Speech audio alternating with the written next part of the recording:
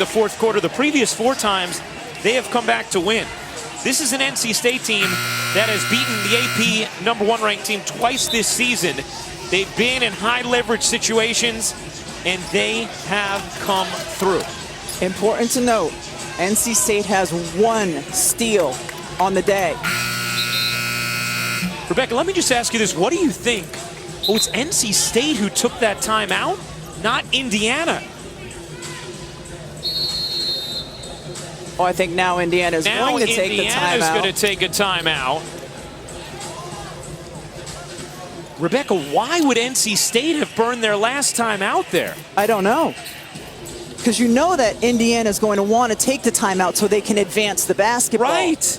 And of course, Wes Moore wants to be able to set up his pressure, but he had to assume that Indiana would have taken the timeout. Now, if you're NC State, you're not able to advance the basketball. Wow. That is an incredibly unorthodox decision. And so now both teams are out of timeouts as Indiana takes theirs to advance the basketball. You can't advance the basketball when your opponent takes a timeout. So that is why they took the timeout after NC State did. But back to your question, I have no idea why NC State would have taken that. Well, I'm sure that's going to be a question for Wes Moore in the postgame. It's one he obviously is going to want to answer after a win rather than a loss. Indiana, a 2-point lead, 13.5 to go in this fourth. Now remember, Indiana has to inbound it. They do not have any timeouts remaining.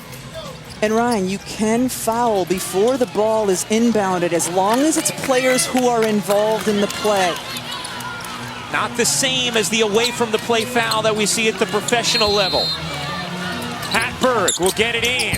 Patberg finds Gulbe, gets it back, and she's fouled by Brown-Turner with 11.3 seconds remaining.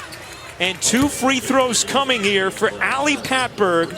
78.5% in her career, 75% this season, but she's 1 for 3 from the line tonight. Patberg's first, rims off. It's been a fantastic game for Patberg. She's had to do this without Mackenzie Holmes, you just saw on the bench. The final few minutes after fouling out. Patberg hits the second. It's a 3-point game. Kunane checks in. Each team out of timeouts. Great sub, because that gets you the time to set up what you want to set up, a late game play that you've already gone through in practice. If you're Indiana, do you consider fouling? You do. Perez, 7 seconds left. Perez through the lane, stops, flips it out. Kunane, 2 seconds, heaves, misses. That's it! Indiana, for the very first time, is headed to the Elite Eight. They take down top seed NC State, 73-70 the final.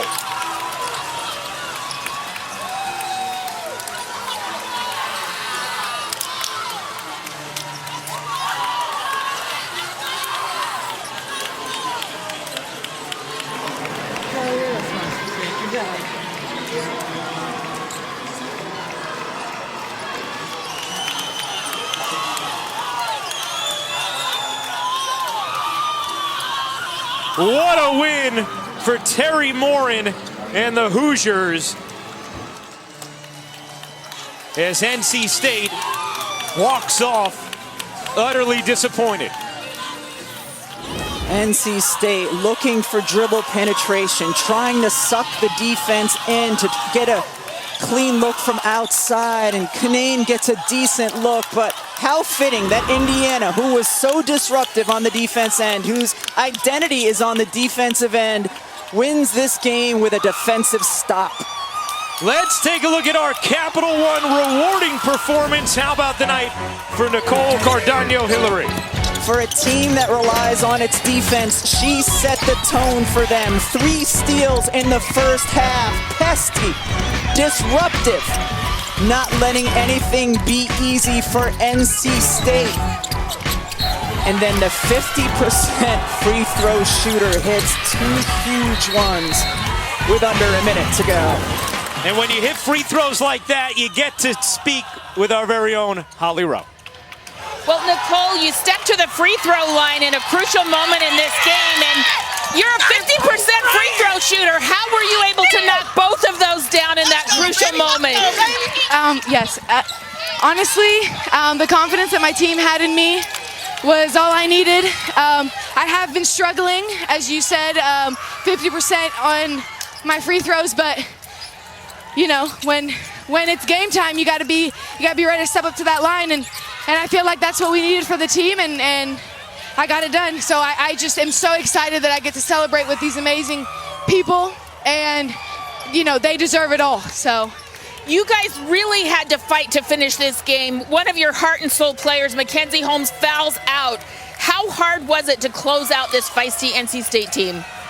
I mean, like you said, Mackenzie is an extremely big part of our team, but our bench, KB, stepped up. Everyone that came in, Chloe, Key, everyone that came in, they did what they had to do, and I mean, that shows our team working at every second of the day, and they deserve it. Well, thank you so much. Making history to the Elite Eight for the first time. Thank you, Nicole. Thank you. Well, Indiana, for the very first time, headed to the Elite Eight, where they will meet the winner of Texas.